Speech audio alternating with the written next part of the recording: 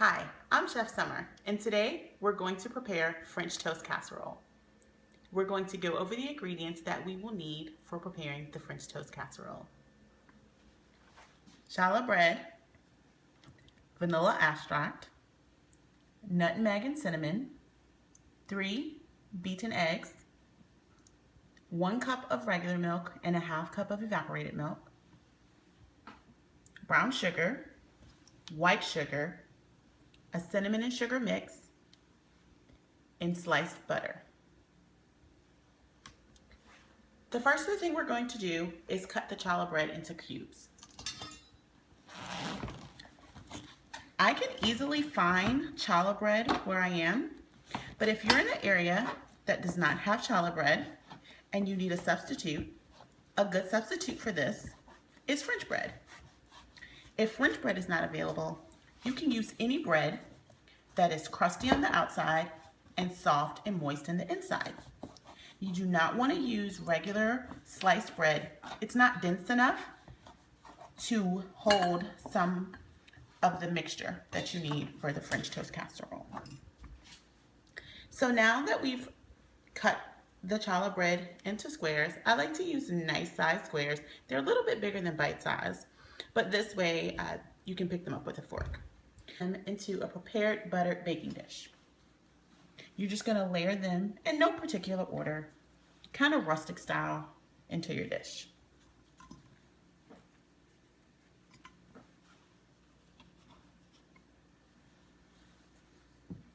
Make sure to layer them and put them in tight. Again, we want to make sure that this is dense so it can absorb some of the mix that we're going to make for the French toast batter.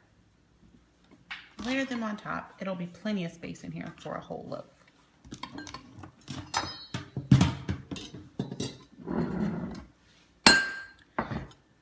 I'm just going to arrange it a little bit more to fill in any holes that may be there after we've put it in. Now we're going to prepare the mixture for the French toast batter. We're going to start, again, this is 1 cup whole milk and a half cup of evaporated milk.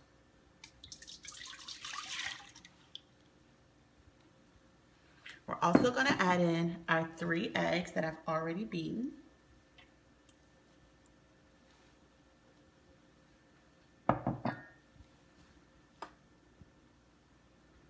One tablespoon of vanilla. 1 tablespoon of cinnamon and a half tablespoon of nutmeg.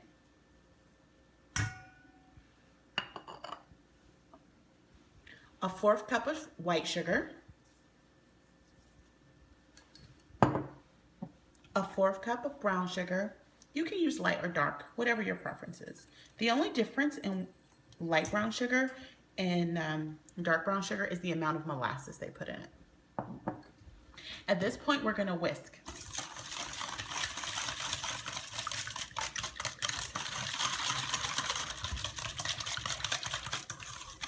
You want to whisk it really, really well until the cinnamon is almost dissolved into the batter, because it does have a tendency to lump.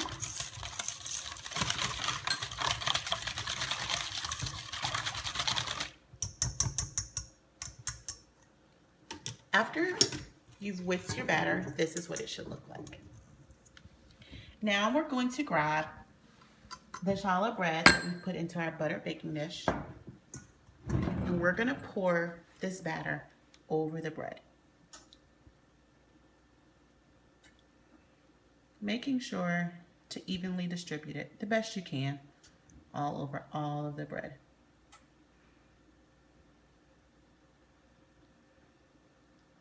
So it's important that before you start to cooking, to prepare the ingredients that you need so that you're not having to stop in the middle and grab the things that you need.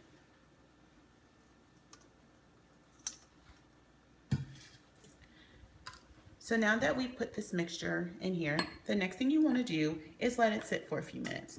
I would say no longer than 5 to 10 minutes. That's just so the mixture of the French toast mixture can absorb into the bread. You don't want to sit too long because then you will have mushy French toast. So next we're going to take our sliced butter This is unsalted, real butter, not margarine, 100% butter, and just place it sporadically over top of your French toast casserole.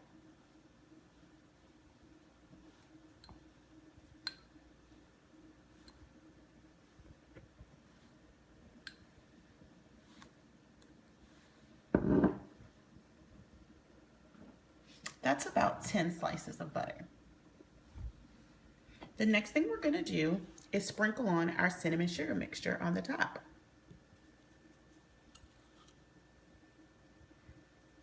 Just all over the top of the French toast. This is gonna give you a delightful sweet crunch at the end. Now that your French toast casserole is prepared, we're gonna put it in the oven.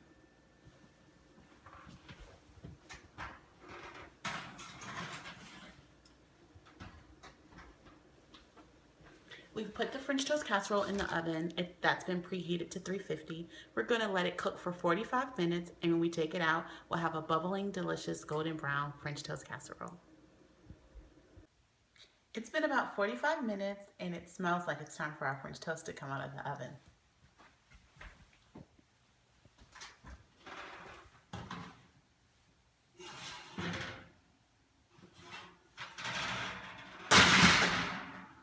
It smells wonderful. So there we are. Our French toast casserole is out of the oven. All of the liquid has been absorbed and baked into the challah bread. So what I like to do, you can let this sit for a few minutes and you can serve it just like this with some warm maple syrup. Or what I like to do is take a little powdered sugar and sprinkle over the top.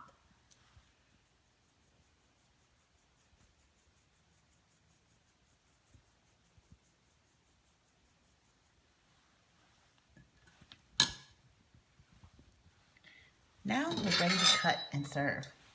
Now listen for that crunch. That's the crunch you want to hear on the top, but inside it's really, really moist.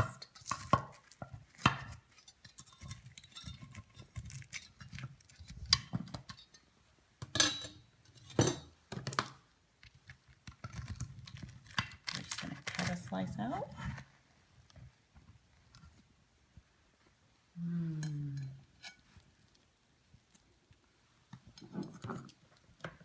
And here we have our French toast casserole.